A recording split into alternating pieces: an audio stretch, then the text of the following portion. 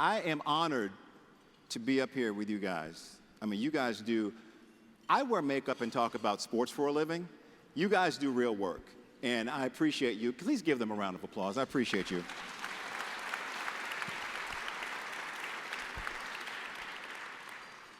We saw the video a few moments ago. Jeff told a story about his wife. Jamie gave an impassioned speech. What's it like when you hear someone say, cancer research saved my life? Whoever wants to go first. You go first, since you're right next to me. Well, I think it brings everybody to tears. I think we've all had family members that have succumbed to cancer. Some of them have survived and some of them are not. So when somebody says research has helped save their life, I think we would all say that's what truly inspires us every day to get out of bed and do what we do. Anybody want to piggyback? I see you nodding your heads. Yeah, I guess that would make me think that that would make me a bit inspired. That would make me think that what we're doing is working. That would make me want to go on. In the beginning, what inspired you to want to do this?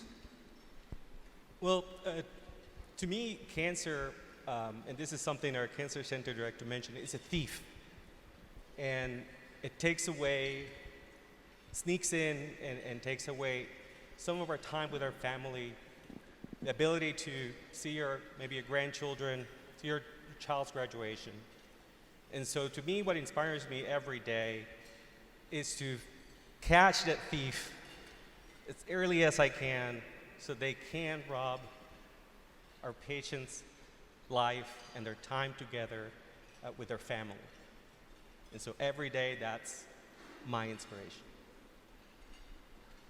And I think for me, I came to Duke and I had, at the time, no interest in cancer research. I came from an engineering background, didn't really have a strong biology background, and I did a clinical fellowship here, and a lot of teenagers and young adults that have sarcoma, they were not doing well. Many of them were dying, and for me, I went into medicine to hopefully make a difference, and I said, I want to dedicate my life to try to make a difference for these patients who currently, the majority of them do not survive their cancer, right? And so I think, over my lifetime and hopefully over the lifetime of all of us, we will see improvements in that. Dr. D, I want to stay with you. How has funding from the V Foundation impacted your research and career? Yeah, funding from the V Foundation was actually really critical for me. Coach Valvano said, he saw that young researchers were at a particular vulnerability to be able to stay in science, and that was certainly true for me. And as I mentioned, I didn't have this really strong research background, and so I got a V Foundation Scholar Award, and that enabled me to kind of build the credentials to be able to establish my own lab, to then be competitive for federal funding, and so because of the V Foundation, I was able to establish a career in research and be able to continue that. It was absolutely critical. Anybody else like to add anything to that? How the V Foundation has impacted your research and career funding? I can take it. I think, first of all, I think I got a little ahead of myself when I said the question. I want to thank all of you for being here tonight and all of the donors who make our work possible. The V Foundation really has taken, for me, a huge risk at a time when I was a young researcher, and we haven't been able to. We started with one clinical trial, which was sponsored by the V Foundation. Our work was really directly impacting patients, and now that serves as a catalyst to initiate other clinical trials. So now we're not looking only at melanoma, we're looking at lung cancer patients. So it's planting a seed for us to expand and grow and really touch more patients that are in need for new therapies for cancer. Dr. Palleva Gupta, as we celebrate this 30th anniversary, what's your perspective on the V Foundation's impact on the cancer research community and its future?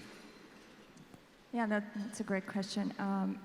I think the foundation has done an amazing job for cancer researchers in funding, I think, research across the different spectrum of needs. So from very basic discovery to diagnostics to new treatments to clinical trials. So the foundation covers it all. And I think it's important because cancer is an extremely complex biological problem. And so we have to work together collaboratively. All our basic scientists collaborate with oncologists. Otherwise, we're not going to be able to tackle it. And so I think really going at it at the foundation angle with the high rigor and innovation that the foundation tends to fund, that I think that's really impactful. Anyone want to piggyback off that? So, if I may, Absolutely. I'd like, while you're all chewing, I'd like to ask the audience, all the guests in the room, a question. Please raise your hand if in your household right now or at some stage during your lives you have had the privilege of having a dog in your home. Okay. You can put your hands down now, thank you. So please raise your hand again if you have had the unfortunate circumstance of having a dog in your life or at some stage during your life that has unfortunately been diagnosed or died of cancer. It's a remarkable number of individuals, and so when I'm asked this question all the time about the V Foundation funds cancer research. But one of the things I think a lot of people don't really appreciate is that I started out, for instance, my career working on the Human Genome Project when it first started.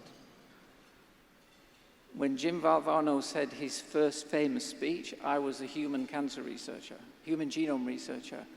For the past 30 or so years, I've been working with animal cancers because think about this.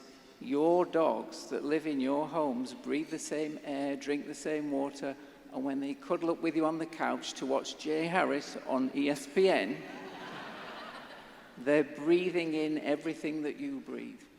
The dogs in your home get exactly the same kinds of cancers that we and our beloved two-legged family members get.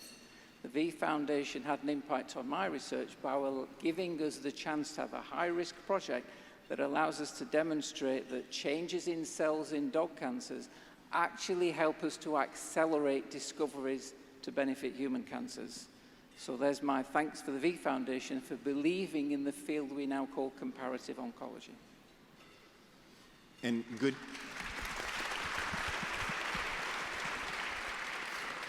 choice of television watching there. That's a very good choice. I appreciate that. All right, I want to give this to each of you as we get ready to wrap up this panel. One of the researchers on the video said we have more ideas than we have funding. And we're all here tonight to celebrate the 30th anniversary, and we're here to raise money. So with that in mind, as these folks are give and prepare to give more and give, what do you want them to know about the importance of the V Foundation and the work that you all do going hand in hand? Start here, go down. Yeah, go ahead. That's fine. I can start. The importance of the V Foundation, it's humongous. But in terms of the more ideas, I think maybe I can explain it in terms of my research that I lead. All right. I think everybody knows Betty White in this audience. How many remember the Snickers commercial? Where Betty White is tired, and then they give a Snickers commercial, and you're not you if you're hungry, right? Yes. So cancer does the same thing to our immune cells. Immune cells that are supposed to clear our infection, the same cancer is the same that need to clear our cancer. So our work focuses on finding the Snickers bar, finding the nutrient that can, one, fuel our cancer, our immune cells to attack the tumor. But not only that, We also have ideas that we can find in nutrients that can predict response. And we also have ideas of the same nutrients that can predict patient adverse events to improve patient quality of life. Those are all different aspects of the cancer experience of each patient. And also resistance, which is what we're talking about tonight. And so all of those are different 8 grants already.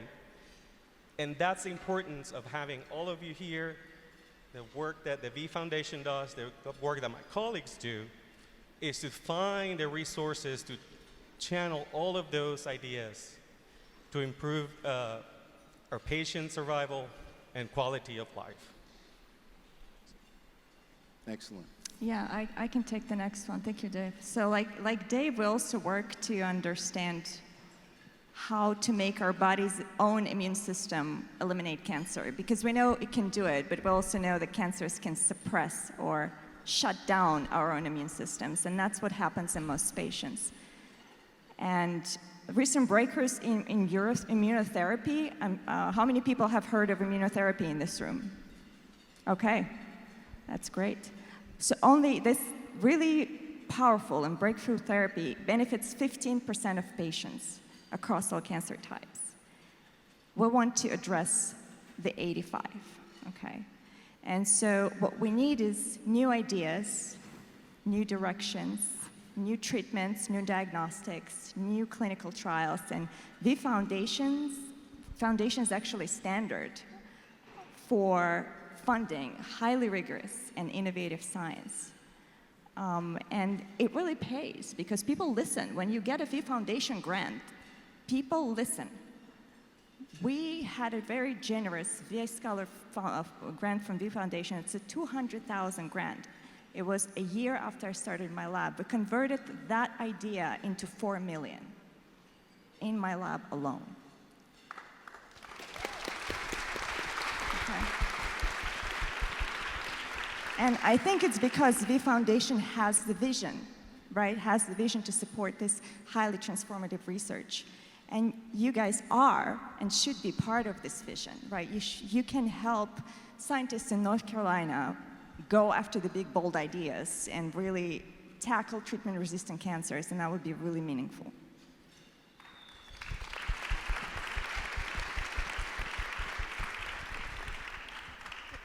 Well, I'll just add that I think at least part of the research funding is to give people the ability to continue to pursue their dreams, right? It gave me an opportunity to pursue my dream as a researcher, but I think more importantly, in the true legacy of Coach Valvano, who clearly was passionate about basketball and loved basketball, but I think what I've come to learn is that Coach Valvano really was passionate about investing in young people and enabling them to pursue their dreams and set goals and reach for the stars. And for some young people, the cancer that I treat primarily affects teenagers and young adults in the prime of their life, and it robs them of their ability to pursue their dreams and reach for the stars that they're capable of doing. And so the V Foundation is directly going to support the ability for sarcomas to hopefully see some improvement. They haven't seen any improvement in the last several decades. And your research your research funding is enabling us to hopefully make some progress in that. And then just in the spirit of Coach Valvano, I think that the money that you're helping bring into the V Foundation can hopefully allow others to reach their goals and pursue their dreams just as he wanted.